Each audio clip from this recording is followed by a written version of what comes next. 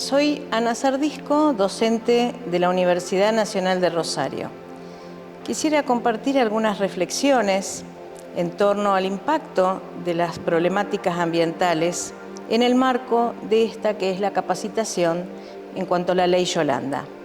Tenemos que visibilizar cuáles son estas temáticas ambientales, qué problemáticas subyacen, de tal modo que todo aquello que sea planificar, organizar, diagramar gestiones de orden público para funcionarios y funcionarias en todos los niveles, tenga en cuenta estas problemáticas, tenga en cuenta su impacto y también un modo de buscar herramientas que nos posibiliten pensar en perspectiva ambiental.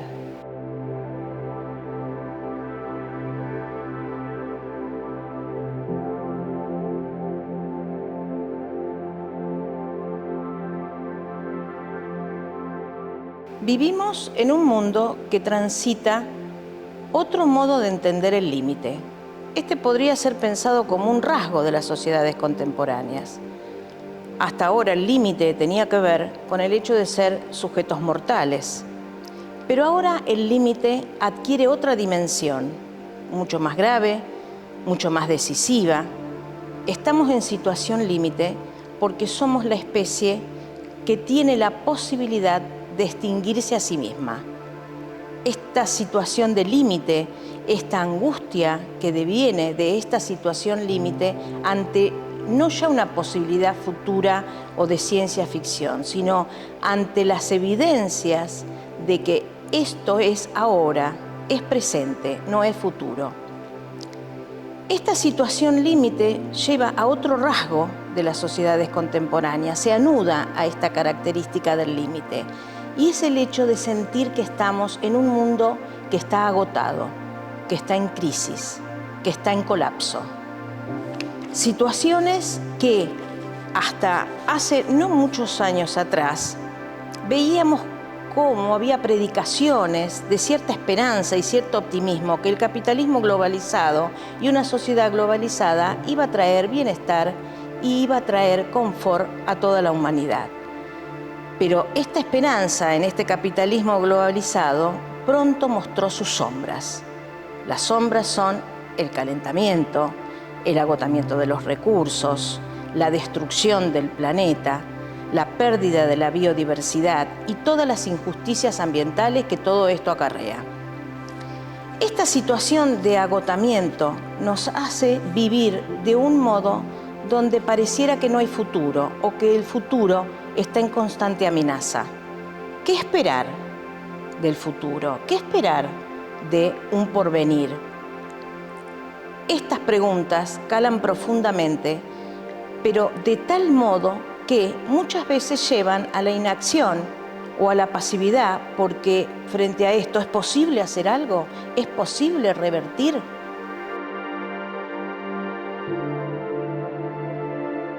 Hablamos de una vivencia distinta del límite y hablamos de situación de agotamiento. Pensemos cómo vivimos en una sociedad que en el siglo XX ha consumido de energía mucho más que toda la historia de la humanidad, donde la producción ha llegado a límites devastadores y somos partícipes y actores de esta destrucción que es inminente. A este periodo, a esta etapa geológica, muchos científicos le dan un nombre y es Antropoceno o Capitaloceno, mostrando entonces la injerencia de la actividad humana a nivel planetario. Vivimos en sociedades deshumanizadas y en este panorama la pregunta es, ¿qué hacemos?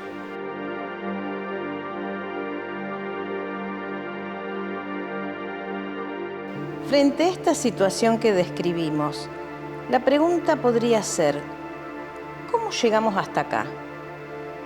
¿Qué hizo que llegáramos a esta situación? Una pregunta que quizá tenga más que ver con una mirada retrospectiva, pero también podemos pensar en una mirada que proyecte. ¿Es posible pensar de otra manera? ¿Es posible entender el mundo de otra manera? ¿Es posible obrar de otra manera? ¿Y producir de otra manera? ¿Y gestionar de otra manera? ¿Es posible vivir en un mundo en donde la vida sea absolutamente el centro? El respeto a la vida y a la dignidad que ella tiene, no solamente para los humanos, sino también para todos los seres vivos. ¿Y cómo llegamos a estas preguntas y de qué modo las hacemos nuestras? Primero, podríamos ejercitar el pensamiento crítico. ¿Y qué es un pensamiento crítico? ¿Cuándo evidenciamos que es un pensamiento crítico? Cuando nos damos la posibilidad de dudar, de desconfiar, de interrogar. El ejercicio de la sospecha siempre abre búsquedas. Solemos entender la incertidumbre, la duda y la sospecha como algo negativo y entender que la afirmación, las verdades absolutas, la confianza es algo positivo. Y si pensamos de otra manera, y si no vemos la duda y la sospecha como negativo, sino como algo que tiene una fuerza y potencialidad de empujarnos hacia adelante, nadie sale a buscar algo nuevo si primero no siente que aquello donde está instalado ya no le alcanza, ya no le sirve y es más, ha quedado absolutamente anacrónico.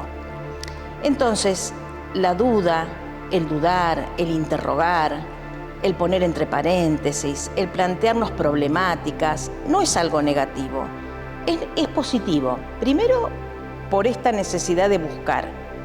Luego, porque también nos da confianza. ¿Confianza en qué? En que podemos hacerlo. Confianza en que el pensamiento comunitario, socialmente concebido, nos puede llevar a vivir mejor y a plantearnos una vida buena.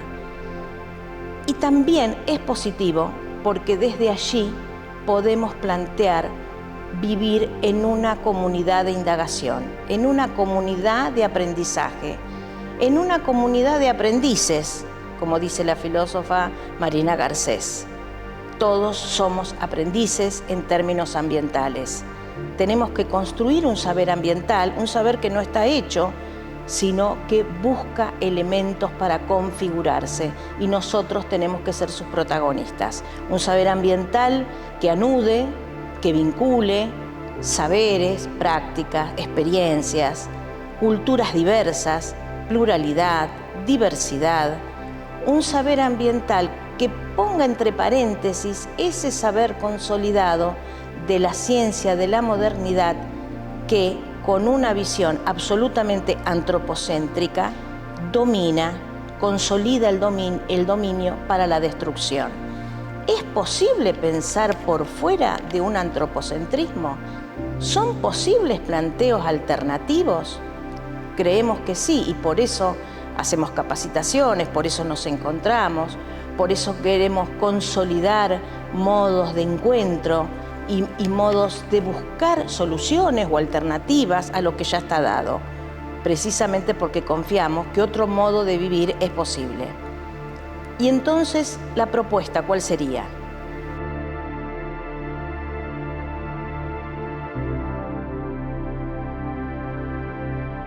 Una propuesta podría ser animarnos a aprender. Pero claro, primero hay que desaprender. El desaprender significa, quizás siguiendo las directivas de Sócrates, del viejo filósofo griego, primero darnos cuenta que tenemos la más terrible de las ignorancias, que no es no saber, sino creer que se sabe cuando en realidad no es así. Una vez que despejemos eso y tomemos conciencia que tenemos que volver a aprender y que el aprender es con otros y que aprender significa formar una comunidad de aprendices, podremos volvernos a plantear preguntas que no son nuevas, tales como ¿qué es el hombre? ¿O qué es la vida? ¿O cómo queremos vivir? ¿O cómo queremos pensar? Vivir en una comunidad de aprendices significa mirar en perspectiva ambiental. Las cuestiones ambientales, los temas ambientales, no son un agregado. no constituyen algo para estar a tono con un discurso actualizado, sino significa dejarnos conmover por una urgencia, la urgencia de pensar para vivir dignamente, respetando los derechos ambientales que son fundamentalmente derechos humanos.